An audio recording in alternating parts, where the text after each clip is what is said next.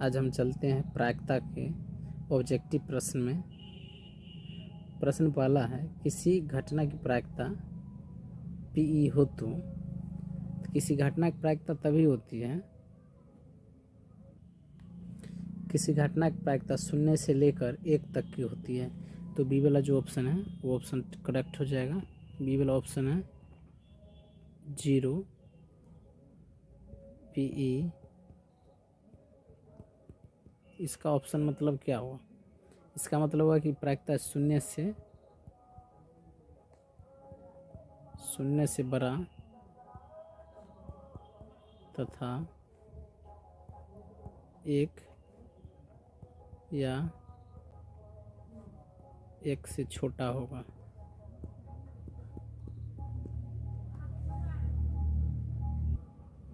प्रश्न 1 का आंसर हो जाएगा कितना? बी वाला ऑप्शन हो जाएगा। दूसरा प्रश्न में चलते हैं। दूसरा प्रश्न क्या कर रहा है? दूसरा प्रश्न कह रहा है कि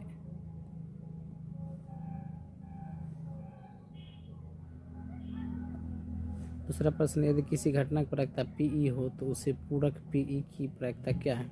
फॉर्मूला होता है पीई प्लस पीई पर रेकरिंग या डॉट बराबर 1।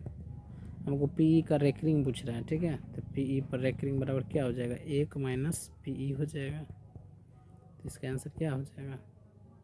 Answer C. नेक्स्ट प्रश्न चलते हैं।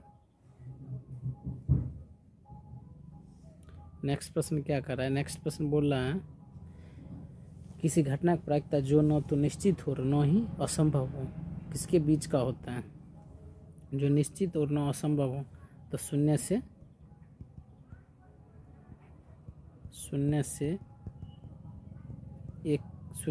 1 के बीच का होता है, ठीक है।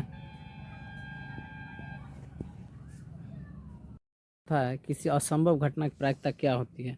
तो असंभव घटना की प्रायिकता 0 होती है, ठीक है।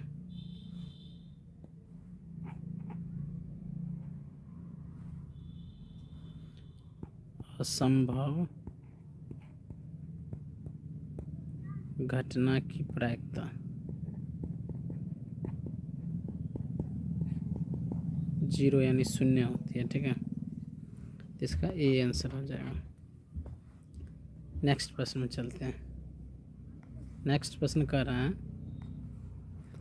निम्नलिखित में कौन सी किसी घटना की प्रायिकता नहीं हो सकती है? तो हम जानते हैं घटना की प्रायिकता 0 या 1 के बीच का ही होता है, ठीक है। इसके बीच का ही हो सकता है। तो इसमें पहला ऑप्शन जो देख रहे हैं, तो पहला ऑप्शन क्या है? पहला ऑप्शन 2/3 है, भाग देंगे तो 0.6 हो जाएगा, यानी ये ऑप्शन हो सकता है। और दूसरा जो ऑप्शन है माइनस में 1.5, तो यही आंसर हो जाएगा, क्योंकि 0 से ही कम है। 0 से माइनस 0.5 कम है, 0 से कम है, तो इसीलिए इसका आंसर क्या हो जाएगा? बी हो जाएगा। अगला प्रश्न में चलते हैं। अगला प्रश्न कर रहा है, यदि किसी घटना की प्रायिकता 0.05 हो तो पीई नहीं की प्रायिकता क्या होगी? नहीं घटना घटने की निकालना है, ठीक है। तो फार्मूला होता है घटना घटने की प्रायिकता प्लस घटना नहीं घटने की प्रायिकता बराबर 1। तो इसमें मान रख लेते हैं, घटने का मान दिया हुआ 0.05 और नहीं घटने का निकालना है। इस पर रेकरिंग या डैश देख बताते हैं। तो 0.05 प्लस में उधर ले जाएंगे तो माइनस में होगा, तो 1 माइनस में 0.05 पी बराबर पी के रेकरिंग बराबर घटाएंगे तो 0.95 हो जाएगा। घटाव कैसे करेंगे? तो 1.00 दे देते हैं और 0.05 घटा लेते हैं, तो इधर घटाएंगे तो 95 बचेगा दशमलव, तो 0.5 आ जाएगा। अगला प्रश्न है। अगला प्रश्न बोल रहा है, कह रहा है किसी परीक्षा में पूछे गए प्रश्नों की सही उत्तर प्राप्त करने की प्रायिकता x/12 है। तो प्रायिकता में जो सही पूछा जाता है इसका जो प्रायिकता है x/12 आ रहा है, ठीक है। तो p बराबर x/12। गलत उत्तर देने की प्रायिकता 3/4 है, तो गलत को हम रेकरिंग से सूचित करते हैं, तो 3/4 हो जाएगा। तो x का मान क्या है? फॉर्मूला लगाएंगे, घटना घटने की प्रायिकता अब प्लस घटना नहीं घटने की प्रायिकता बराबर 1। घटना घटने की प्रायिकता दिया हुआ है, ठीक है। घटना घटने की प्रायिकता है x/12 प्लस नहीं घटने की 3/4 और बराबर 1।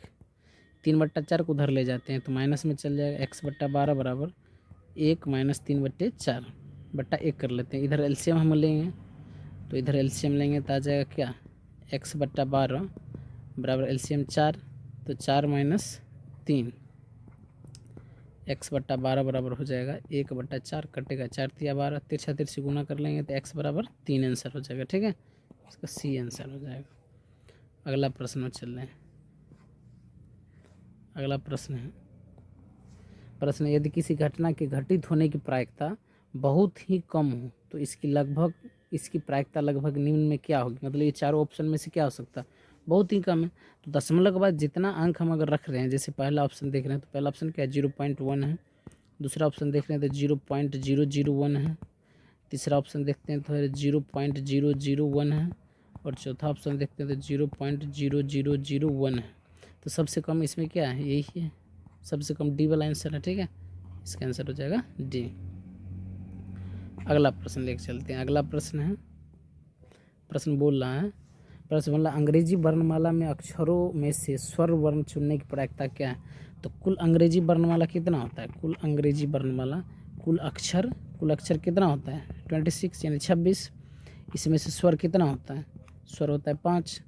तो इसको हम PNS से सूचित कर सकते हैं। NS का मान टोटल मान को 26 होता है, और जिसको निकालना उसको NE बोलते थे। NE का मान कितना 5।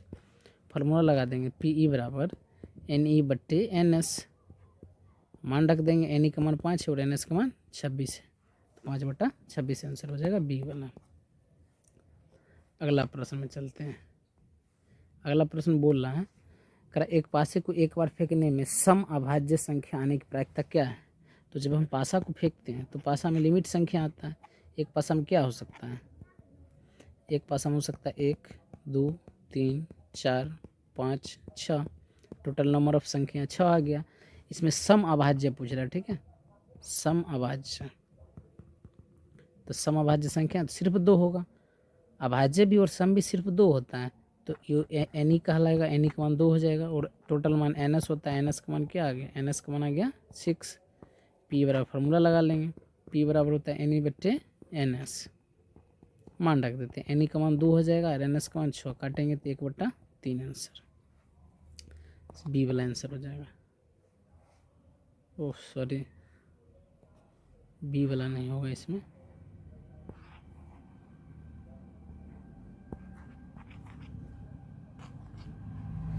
इसका जो आंसर है ना समअभाज्य, समअभाज्य सिर्फ 2 है, तो यानी समअभाज्य 2 ना हो तो नंबर ऑफ संख्या 1 ना आ रहा है ना, तो NE का मान 1 है। ठीक है, NS का मान 6 है।